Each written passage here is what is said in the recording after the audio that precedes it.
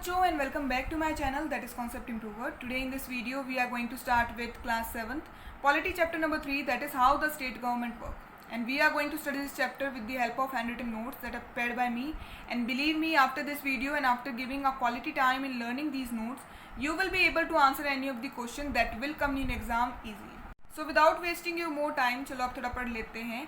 Class 6th में आपने पढ़ा था एक चैप्टर नंबर 3 जो कि था व्हाट इज गवर्नमेंट. ठीक है, उस चैप्टर में आपने पढ़ा था work of government, level of government जो कि थे local level, state level and national level. इसके अलावा टाइप्स ऑफ गवर्नमेंट जैसे पॉइंट आप पिछली क्लास में पढ़ चुके हो. तो अब क्लास 7th में आपको पढ़ने को मिलेगा how the state government work. State government जो है किस तरीके से काम करती है. सो स्टार्ट करते हैं हमारा चैप्टर. हमारा फर्स्ट पॉइंट है हु इज एमएलए. एमएलए कौन होता है? Member of legislative assembly. ठीक है, उसके अलावा कौन इलेक्ट करता है एमएलए को? MLA is elected by the people. लोग जो है इलेक्ट करते हैं, हम जो है इलेक्ट करते हैं अपने एमएलए को बाय कास्टिंग अवर वोट. वोट दे करके जिसे ज़्यादा वोट मिलते हैं वो आगे जा करके बन जाता है हमारा MLA and also forms the government. इसके अलावा अपनी सरकार बनाता है. एमएलए क्या करता है? MLA represent the people. MLA जो है काम करता है, डिसीजन लेता है on the behalf of people. अब आगे देखो, every state in India has a legislative assembly. जितने भी स्टेट्स हैं इंडिया के उनकी खुद की एक लेजिस्लेटिव असेंबली है. लेजिस्लेटिव असेंबली क्या होती है? यहाँ पर जो है जितने भी एमएलए होते हैं वो बैठते हैं और क्या करते हैं, रूल्स एंड पॉलिसीज़ बनाने का काम करते हैं उस स्टेट से रिलेटेड या फिर उस कॉन्स्टिट्यूएंसी से रिलेटेड. अब आगे देखो, states are divided into areas and constituencies. जो हमारे स्टेट्स हैं उनको डिवाइड किया गया है एरियाज एंड कॉन्स्टिट्यूएंसीज में. हमारे इंडिया में कितनी कॉन्स्टिट्यूएंसीज हैं? कितनी कॉन्स्टिट्यूएंसीज में हमारे इंडिया के स्टेट्स को डिवाइड किया गया है? टोटल 543 कॉन्स्टिट्यूएंसीज हैं हमारे इंडिया की.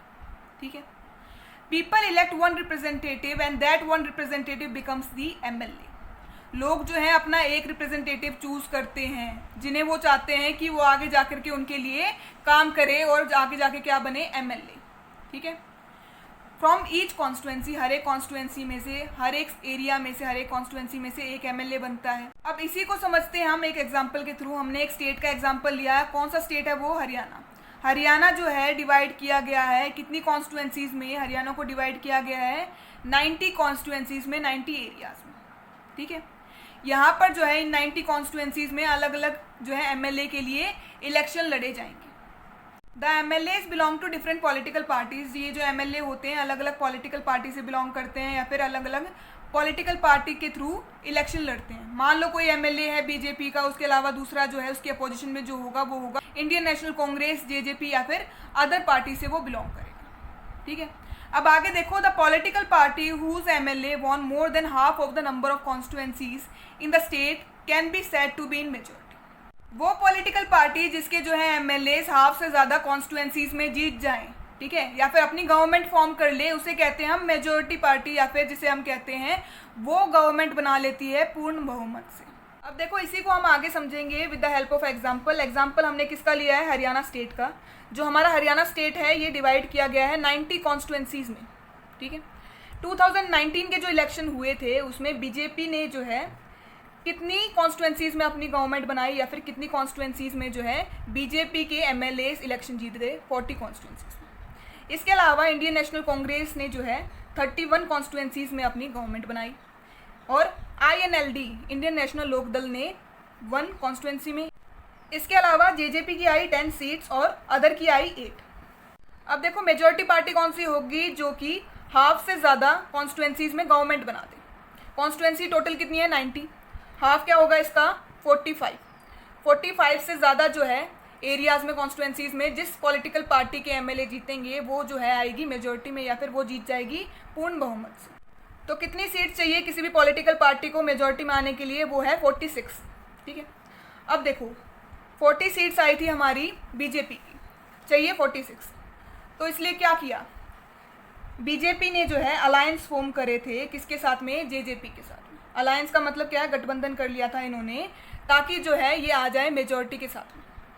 अब कितनी सीट होगी? 40 + 10 कितनी होगी? ये 50 सीट्स जो है अब आ गई थी हमारी बीजेपी के पास में. इस कारण से जो है बीजेपी आई मेजॉरिटी के साथ. अब देखो नेक्स्ट पॉइंट क्या है, आगे क्या दे रखा है? Situation when more than half of number of people supports a decision और idea that is called majority. Majority का मतलब आपको मैंने बता दिया, जब आधे से ज़्यादा जो है लोग सपोर्ट करें किसी डिसीजन को, उसे कहते हैं मेजोरिटी। अब बात हो रही थी इलेक्शन की, तो आधे से ज़्यादा कॉन्स्टिट्यूएंसी में अगर कोई पॉलिटिकल पार्टी आ जाती है तो उसे कहते हैं मेजोरिटी, या फिर उसे कहते हैं हम पूर्ण बहुमत से वो पॉलिटिकल पार्टी जीत जाती है।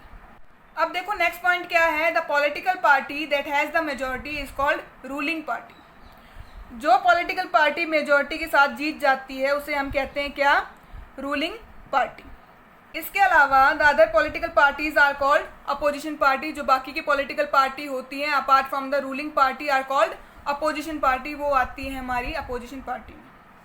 अब आगे देखो नेक्स्ट पॉइंट है हमारा अपोजिशन पार्टी। जो अपोजिशन पार्टी होती है इनका काम क्या होता है, the elected representatives who are not the member of ruling party plays a very important role of questioning the government decision and also the action as well as raise new issues for the consideration in the assembly. अब opposition party का काम क्या होता है, मान लो ruling party ने कोई नया डिसीजन या फिर नई पॉलिसी बनाई, अपोजिशन पार्टी क्या करती है, उससे रिलेटेड क्वेश्चन अराइज करती है या फिर उसे अपोज करने की कोशिश करती है। अब इसी को हम समझेंगे एक एग्जांपल के थ्रू। मान लो हमारे हरियाणा के जो सीएम हैं वो है मनोहर लाल खट्टर, जो कि बिलोंग करते हैं बीजेपी पार्टी से।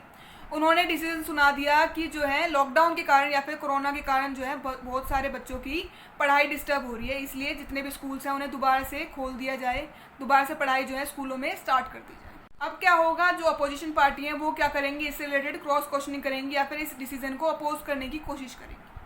एग्जाम्पल दिया, मान लो एक अपोजिशन पार्टी कांग्रेस ने एग्जाम्पल दे दिया इजराइल का। इजराइल जो है एक मिडल ईस्टर्न कंट्री है जो कि मेडिटेरियन सी के पास में है। वहाँ क्या हुआ, इसी तरीके से जो है स्कूल स्टार्ट कर दिए गए थे, स्कूल ओपन कर दिए गए थे, जिसके कारण 6800 के आसपास जो है स्टूडेंट्स प्लस टीचर्स जो है इन्फेक्टेड हो गए कोरोना के कारण। तो वो एग्जाम्पल देंगे इस तरीके का, जिससे जो है रूलिंग पार्टी का जो डिसीजन है उसे अपोज किया जा सके। समझे। अब आगे देखो नेक्स्ट पॉइंट है हमारा major opposition party. Major opposition party कौन सी होती है, वो पॉलिटिकल पार्टी जिसके सेकंड हाईएस्ट नंबर पे एमएलएस जीत गए, ठीक है, वो उसे कहते हैं मेजर अपोजिशन पार्टी। हरियाणा के केस में जो है सेकंड हाईएस्ट नंबर पे 31 जो है सीट ली थी इंडियन नेशनल कांग्रेस ने। तो मेजर अपोजिशन पार्टी कौन सी हुई, इंडियन नेशनल कांग्रेस। अब आगे देखो independent candidates can also be among the opposition parties. Independent candidates या फिर इकलौते कैंडिडेट भी जो है अपोजिशन पार्टीज के अंदर आ सकते हैं। अब देखो आगे क्या होता है, after election MLAs belonging to the ruling party will elect their leader who will become the CM. जो एमएलए बिलोंग करते हैं रूलिंग पार्टी से वो अपने लीडर को इलेक्ट करेंगे, लीडर को चूज करेंगे, जो कि आगे जाके क्या बनेगा, सीएम।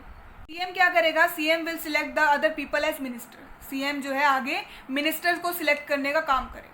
आगे क्या होता है, after the election the governor of the state appoints the CM and other ministers. जो गवर्नर होता है उस स्टेट का वो क्या काम करता है, सीएम या फिर जो बाकी के मिनिस्टर्स हो गए उनको अपॉइंट करने का काम करता है। ये जो सीएम या फिर ये मिनिस्टर्स होते हैं they have the responsibility of running various government departments of ministries. ये जो सीएम या फिर ये मिनिस्टर्स होते हैं इनके पास में रिस्पॉन्सिबिलिटी होती है, या ये क्या करते हैं, रन करते हैं बहुत सारे गवर्नमेंट डिपार्टमेंट या फिर मिनिस्ट्रीज को। जैसे कि एजुकेशनल मिनिस्टर अलग होता है, डिफेंस मिनिस्टर अलग होता है, इनके पास में इन डिपार्टमेंट से रिलेटेड जो है काम होता है या फिर इन डिपार्टमेंट से रिलेटेड जो है ये पॉलिसीज फॉर्म करते हैं। अब आगे देखो लेजिस्लेटिव असेंबली क्या होती है, it is a place where all the MLAs whether from the ruling party और from the opposition party meets to discuss various things.